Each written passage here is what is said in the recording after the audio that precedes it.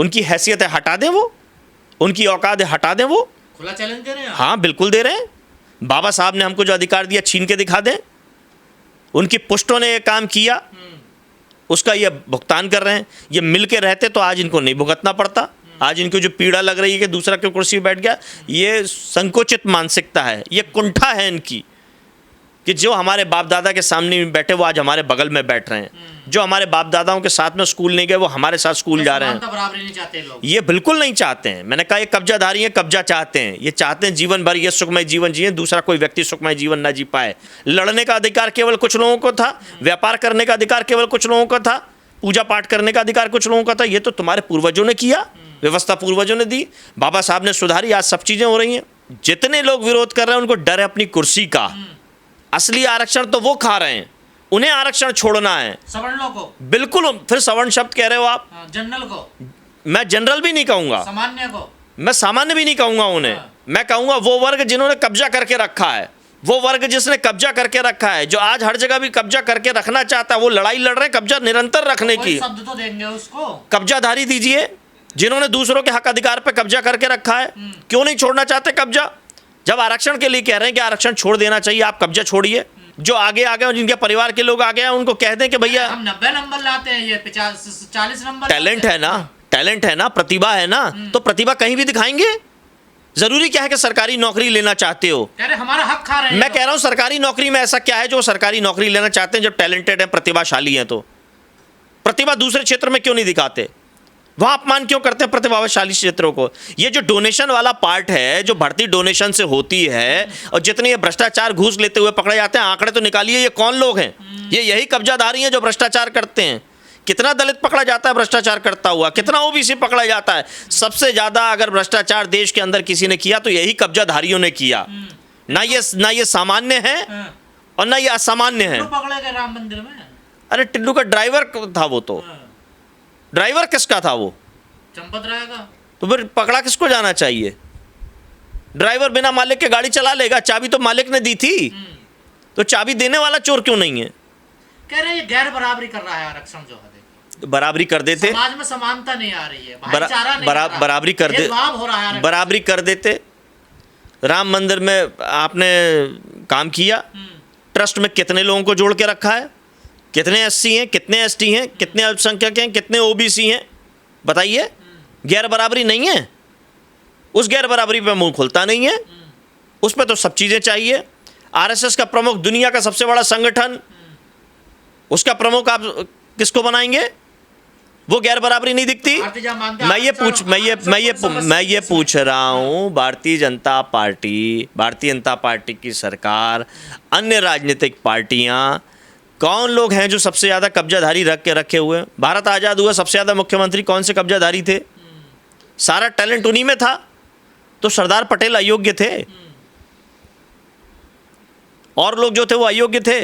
यानी अगर ये बात कही जाए कि भगवान ने हमको पैदा किया, ईश्वर ने हमको इतनी शक्ति दी, तो ईश्वर ने भी भेदभाव किया कि सारी प्रतिभा इन्हीं को दे दी। ऐसा क्या खाते हैं ये? ऐसी कौन से पेड़ की सांस लेते हैं जो सारी प्रतिभा इनके अंदर आए? मुझे इतना बता दिए, ये प्रतिभा नहीं है, शोषण करते हैं। ये चाहते हैं कि जो बाथरूम इनका साफ करता है वो जीवन भर इनका बाथरूम साफ करता रहे। इनको डर है कि वो बाथरूम साफ करने वाला बंद हो जाएगा।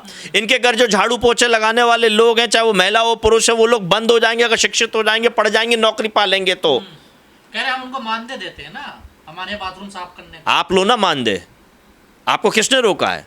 जब कोई काम खराब नहीं होता, गैर बराबरी की आप बात कर रहे हो, तो गैर बराबरी यहाँ से खत्म करो ना। कि सड़क पे जब सीवेज साफ करना हो, गटर में उतरना हो, तो ये गैर बराबरी टैलेंटेड लोग आए। कह रहे हैं तमाम ब्राह्मण भी कर रहे हैं सफाई का काम। नाम बता दो किसी ब्राह्मण का, आप नाम बता दो। आप कोई ब्राह्मण सफाई नहीं करता। मैं कह रहा हूं नाम बता दो आप जो कर रहा हो। तनख्वाह पा रहा हो वो मत बताना कि तनख्वाह लेंगे और उस पर भी ठेके पे किसी दलित को रख देंगे। उसकी नौकरी पे अधिकार पे कौन खाने वाला करे? मुझे एक आप ब्राह्मण, क्षत्रिय, वैश्य, जिसको आप सवर्ण कह रहे हो, एक गटर में उतरा हुआ दिखा दो कि वो गटर की सफाई कर रहा है, नगर निगम का कोई कर्मचारी, एक दिखा दो आप मुझे। अगर कर रहा है तो उसका स्वागत है कि गैर बराबरी खत्म कर रहा है, वो काम करने को तैयार है। लेकिन मुझे आज तक नहीं मिला। आपको मिला हो, मैं आपसे नाम पूछ रहा हूँ। भारती जी, आरक्षण कोई समस्या नहीं है तो फिर ये इतना बड़ा मुद्दा क्यों बन रहा है? आरक्षण समस्या क्यों नहीं है? आरक्षण मुख्य धारा में लाने का एक रास्ता है और मुख्य धारा में रोकने का काम ये लोग कर रहे हैं। ये नहीं चाहते एक राष्ट्रपति बन जाए तो आप जिंदगी भर चिल्लाते रहोगे, महिला को राष्ट्रपति बना दिया, आदिवासियों को बना दिया, बाकी आदिवासियों की जमीन घेर लोगे। सिंगरौली के जंगलों में देखिए, अडानी ने जंगल घेर लिया, पेड़ उजाड़ दिए। ये पेड़ किसको हवा देंगे? उन जंगलों को असली संरक्षण कर कौन रहा है? वो आदिवासी लोग कर रहे हैं। और उनके हक अधिकार शब्द, जब जंगल नहीं बचेंगे सांस कहाँ से दोगे? नहीं, आरक्षण की परिभाषा क्या है? क्या है आरक्षण? क्या गरीबी हटाने का कोई योजना है या क्या है ये आरक्षण? है क्या ये? जातीय भेदभाव, असमानता खत्म करने का रास्ता है आरक्षण। और अगर गरीबी खत्म करने की बात है तो गरीबी के लिए बहुत सारी योजनाएं पहले से चल रही हैं जिसका हर गरीब को लाभ मिलता है। कब्जाधारी कहते हैं ये अमीर बनने आरक्षण ले लेकर। कैसे अमीर बन जाता है? नौकरी मिल रही है इनको। मतलब भ्रष्टाचार होता है? नौकरी में तनख्वाह मिलती है, तनख्वाह से अमीर हो जाता है आदमी?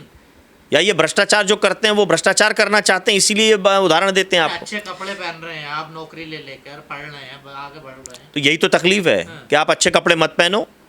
मैं यही तो कह रहा हूँ, सरकार नगर निगम में आप काम करो, गटर के अंदर जाओ और जहरीली सांसें लेकर के मर जाओ। ऐसे असमानता दूर करना चाहते हैं, ये गैर बराबरी दूर करना चाहते हैं। ये टेक्नोलॉजी सारी जो चीज़ें हैं वो दूसरी जगह है, लेकिन जहाँ जिन बस्तियों में ये रहते हैं उन बस्तियों में जाके देखिए कितनी बड़ी गैर बराबरी है। सरकारी स्कूल बंद हैं, कोई स्वास्थ्य की व्यवस्था नहीं है, ना अच्छी हवा है, ना अच्छा पानी है, ना अच्छा इलाज है, ना अच्छी शिक्षा है, ना अच्छी सुरक्षा है।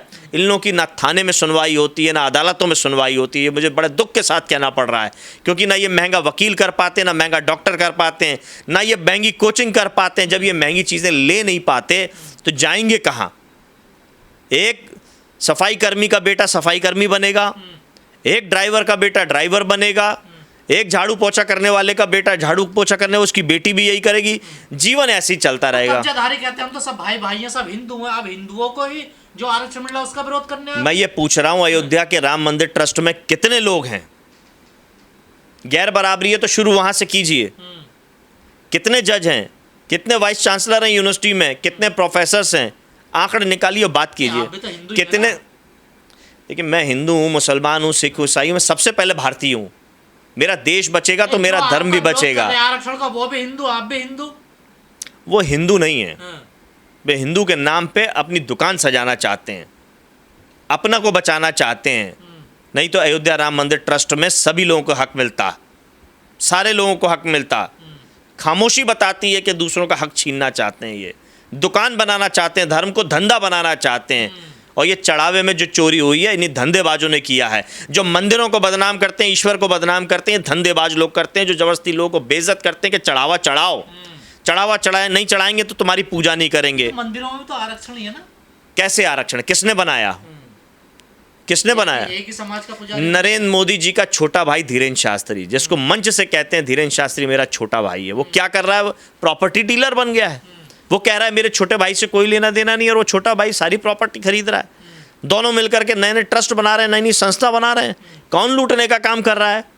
इससे पहले धीरेन्द्र शास्त्री की क्या हैसियत औकात थी कि दुनिया नहीं जानती है? जाके पूछिए छतरपुर से। जिस आदमी के पास टेम्पू का किराया नहीं होता था, पूजा पाठ करके लौटता था कि दक्षिणा मिलेगी उससे मैं टेम्पू का किराया दूंगा, आज वो अरबों खरबों का मालिक बना हुआ है। रूबिका लियाकत कह रही है कि जिसको आरक्षण एक बार मिल गया, बाबा साहब ने खुद कहा कि उसे छोड़ देना चाहिए। नहीं, रूबिका लियाकत कौन? News anchor. तो वो न्यूज़ एंकरिंग में ये सवाल करें ना जो मैं पूछ रहा हूँ, गैर बराबरी क्यों है समाज के अंदर? उस गैर बराबरी को दूर करने के लिए रूबिका लियाकत ने या उन जैसे लोगों ने और लोगों ने क्या किया? अगर कर रहे हैं तो उन लोगों का स्वागत है जो लोग संघर्ष करें। पीढ़ियां खप गई हैं, पीढ़ियां खप गई हैं, तब जाकर कुछ नहीं हुआ इनका, तो आगे क्या होगा? ये तो कुछ समय के लिए था आरक्षण। पीढ़ियां खप गई हैं, तब जाकर के आज स्थिति में बन गए कि ये आरक्षण आरक्षण बोल पा रहे हैं। नहीं तो इनके विरोध के सामने ना वोट डाल पाते थे, घर से नहीं निकल पाते थे। जितना बेइज्जत अपमानित इन लोगों ने किया है कि थूकने की जगह छाया पड़ जाती थी धूप की अगर इनके ऊपर, तो ये पाप समझते थे। आज उस बाबा साहब के संविधान से हक अधिकार मिल गया, चल पा रहे हैं, जी पा रहे हैं, सांसें ले पा रहे हैं, नहीं तो इन्होंने मारने में कोई कसर नहीं छोड़ी थी कब्जाधारियों ने। तो ये जो आरक्षण हटाओ अभियान चल रहा है, आंदोलन चल रहा है, इसका मुकाबला करोगे आप? इसका मुकाबला क्या करना है? घटिया लोगों से क्या मुकाबला करना? हम अपनी तरक्की का रास्ता बना रहे हैं, हम अपनी तरक्की का रास्ता बनाए। बाबा साहब ने हमें रास्ता दिया, हम शिक्षित बनेंगे, संगठित रहेंगे, बेहतर काम करेंगे, दुनिया को संवारेंगे। बाबा साहब ने दुनिया को संवारा, हम भी दुनिया को संवारने का काम कर रहे हैं। इस देश को आगे बढ़ाने में अगर किसी की योग्यता है तो वो दलित की है, ओबीसी की है, अल्पसंख्यक की है, आदिवासी की है। इन सब ने मिलकर के सब काम किया। मेहनत कश लोग हैं, मजदूरी करते हैं, किसानी करते हैं, किसी की हराम की नहीं खाते, किसी को हमने बनाई है, हमारी सरकार है, आरक्षण हटना चाहिए। हटा दे वो, उनकी हैसियत है, हटा दे वो, उनकी औकात है, हटा दे वो। खुला चैलेंज दे रहे हैं? हाँ बिल्कुल दे रहे हैं।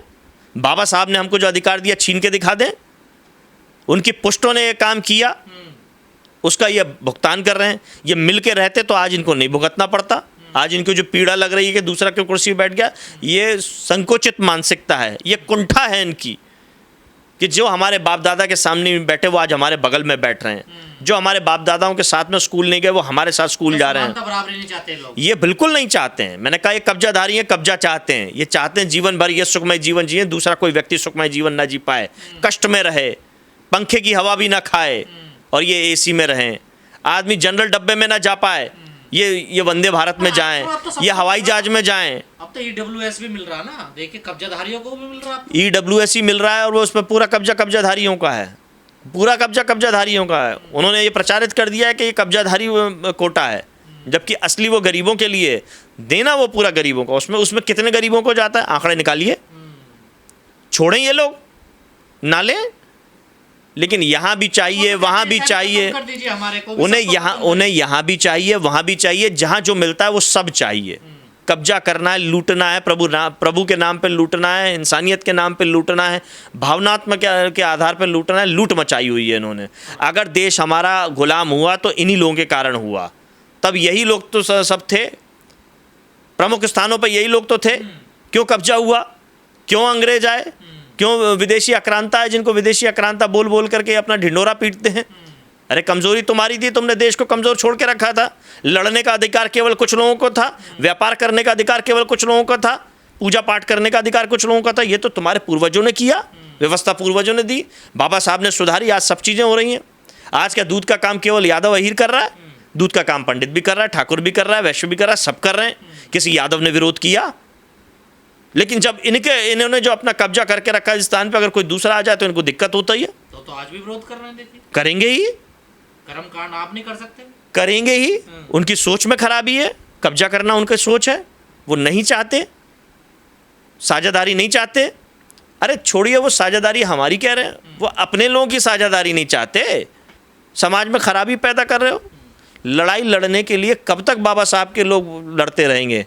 कभी तो आए ये लोग, और इनमें भी अच्छे लोग हैं। मैं ये नहीं कहता सारे लोग खराब हैं, इनमें जो अच्छे लोग हैं इसीलिए अभी तक गृह युद्ध नहीं हुआ, नहीं तो हर चौराहे पे कब्जाधारियों को पीटा जाता।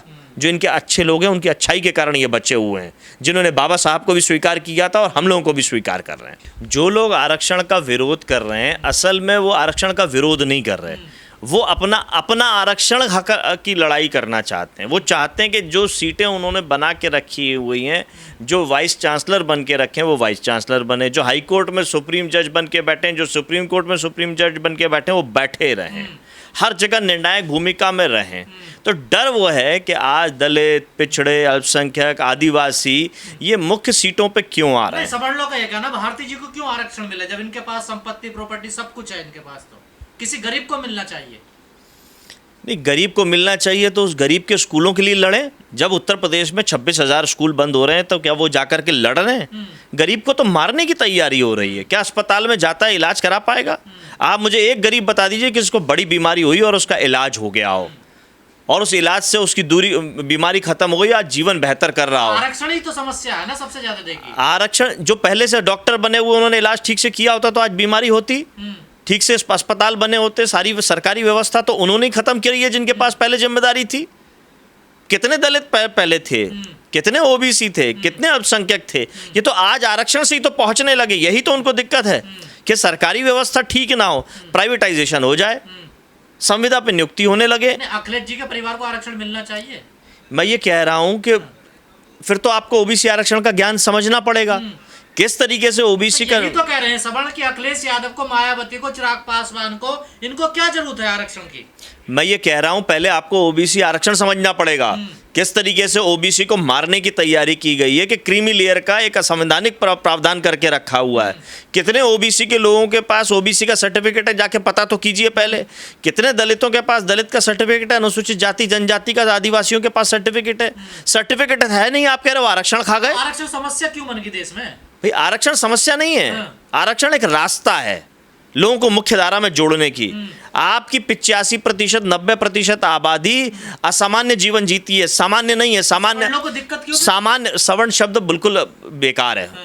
सवर्ण शब्द किसी अर्थ का मतलब नहीं निकलता। सवर्ण जब बात करते हो तो आप दूसरों को अवर्ण कह देते हो।